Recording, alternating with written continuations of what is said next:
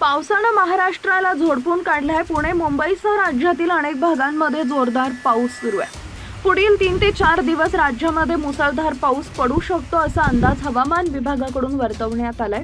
या सर्व पार्श्वभूमीवर हवामान विभागाकडून नागरिकांना सतर्कतेचा इशारा देण्यात आला आहे।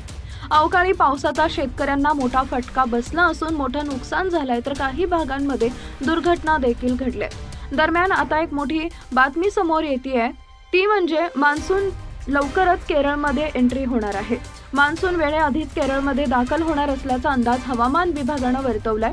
भारतीय हवामान खात्यानं वर्तवलेल्या अंदाजानुसार नैऋत्य मोसमी पावसाचे आगमन पुढील 4 ते 5 दिवसात केरळमध्ये होण्याची शक्यता आहे। दरवर्षी 1 जूनला मान्सूनचं केरळमध्ये आगमन होतं, मात्र यावर्षी 1 जूनच्या आधीच केरळमध्ये पावसाचं आगमन होण्याची शक्यता आहे।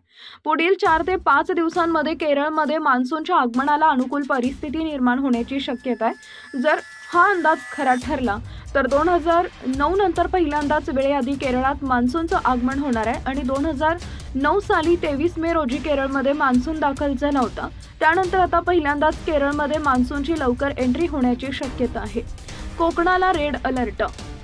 दरम्यान पुढील 48 तास धोक्याचे आहेत। हवामान विभागाकडून कोकणात मुसळधार ते अतिमुसळधार पावसाचा इशारा देण्यात आलाय।